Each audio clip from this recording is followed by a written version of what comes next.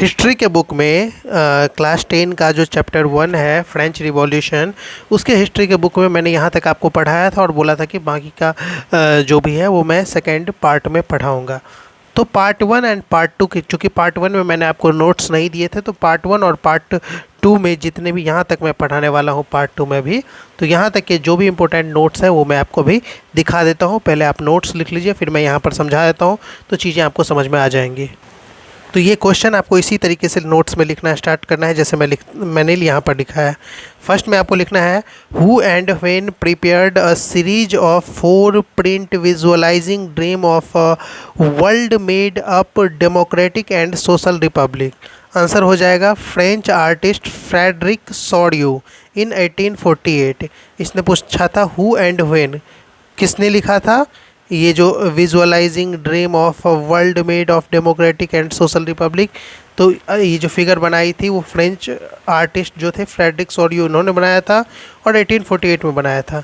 Second question, the first print of the series show people from which country. Answer है Europe and America. Third में देखिए what were the people march offering to the statue of Liberty. Answer हो जाएगा homage. Statue of liberty के प्रति वो अपनी श्रद्धा दिखा रहे थे, श्रद्धा या भक्ति दिखा रहे थे। How did artist depict liberty during the French revolution. तो as a female figure. Question number 5, what is the hands of the statue of liberty. तो स्टैचू ऑफ लिबर्टी के हाथों में क्या था। तो पहला था टॉर्च ऑफ इनलाइटमेंट, यानी कि ज्ञान की ज्योति थी। She bears in one hand and the charter of the right of man in the second hand. Next question देखिए, नेक्स्ट में है आपके पास on the earth in the foreground of the image lies the sorted remains of the symbol of. तो ये हो जाएगा absolutist institution. Next question है which country had become a nation state till 1848। तो United State and Switzerland nation state बन चुके थे जब ये फ्रेडरिक सॉडियो ने ये पेंटिंग बनाया। देखिए वो जो पेंटिंग बनाया गया था उसमें French identifiable by the which flag. तो ट्री कलर से हम फ्रेंच को आइडेंटिफाई करते थे उसमें, यानी कि France identifiable by the which flag. तो ये हो जाएगा tree colour. What the flag the Germans held looked like. तो जर्मन्स के फ्लैग कैसे दिखते थे, black red and gold flag. Gold flag के रूप में ब्लैक रेड एंड गोल्ड था उनके फ्लैग का colour. Whose what is nation lecture is it. What is nation lecture जो है वो किसका है। तो ये है फ्रेंच फिलोसफर्स अर्नस्ट रेनन का। किसका है, अर्नस्ट रेनन का। नेक्स्ट क्वेश्चन देख लेते हैं। What did Ernest Renan say about the nation in his statement? He said that a nation is formed by a common language, race, religion, or territory. Also, he said a nation is the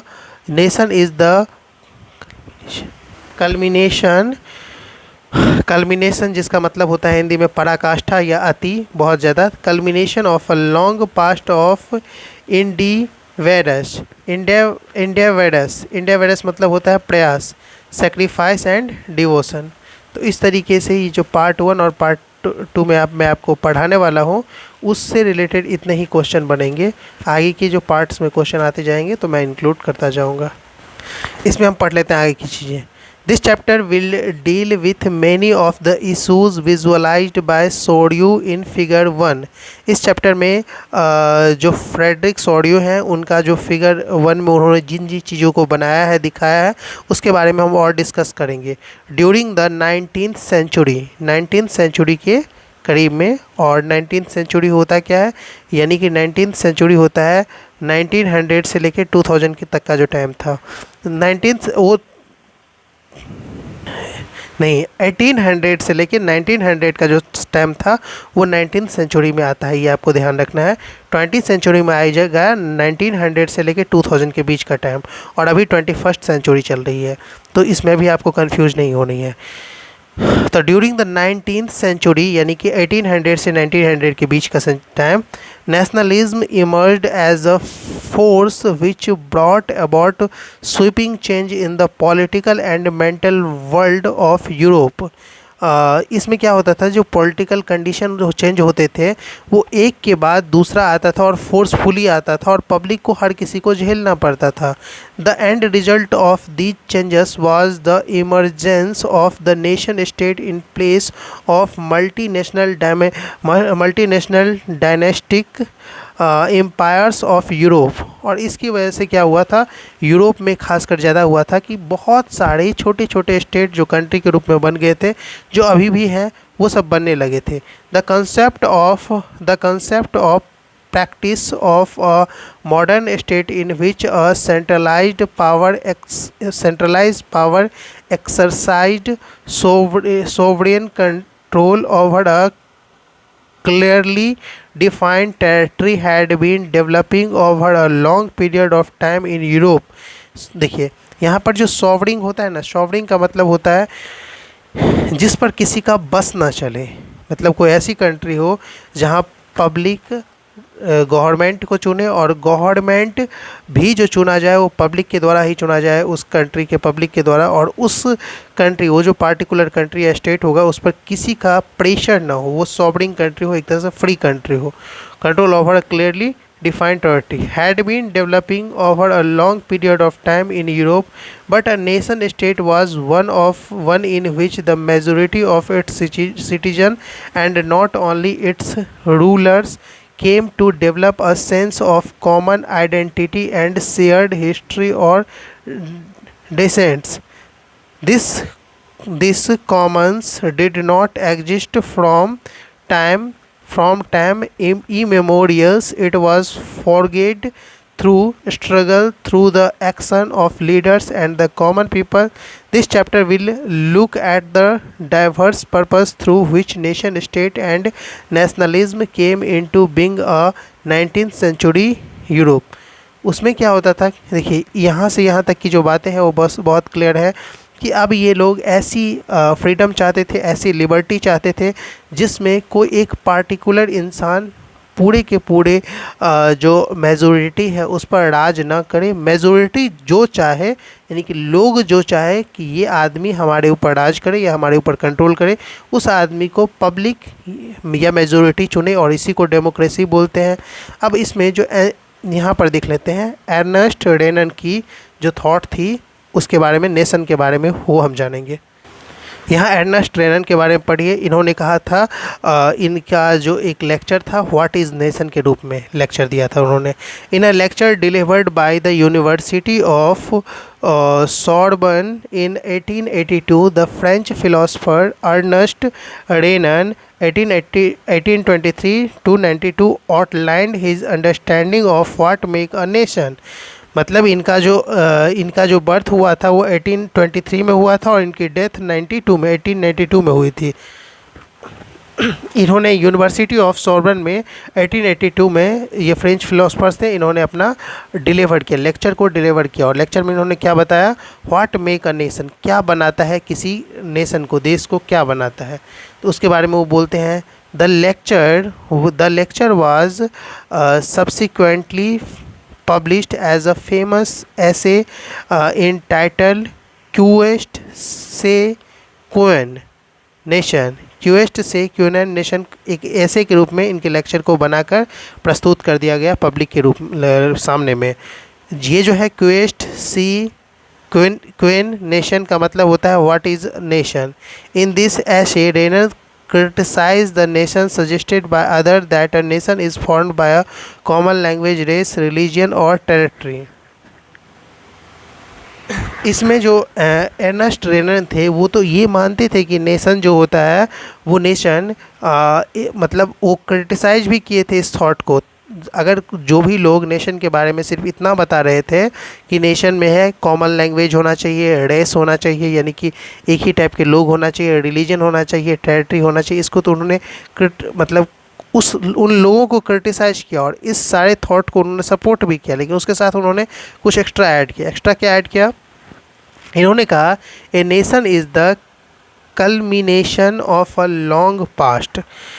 culmination of a long past, अगर हम बात करें culmination का मतलब क्या होता है, तो पराकाष्ठा होता है या अति होता है।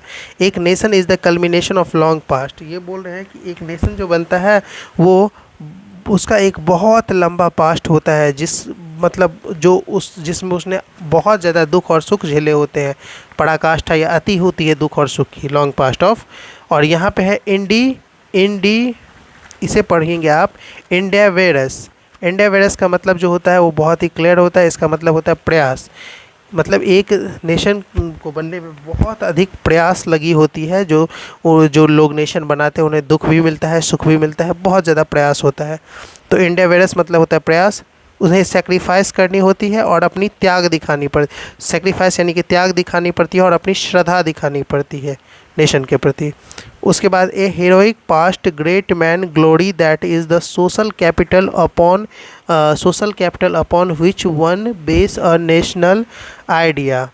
मतलब बहुत सारे महान लोगों की आहुति होती है, मतलब महान लोगों की ज़िंदगी चली जाती है एक नेशन को बनाने में, संवारने में। उसके बाद है to have common glories in the past, to have a common with in the present, to have performed great deeds together, to wish to perform still more. These are the essential condition of being a people. A nation is there for a large scale solidarity. Its existence is a daily plebiscites. A provision is in inhabitant. If anyone has the right to be consulted, it is in the inhabitant. A nation never has any real interest in annexing or holding on to a country against its will. The existence of nation is a good thing and necessity. Even their existence is a guarantee of liberty, which would be lost of the world had only one law and only one master.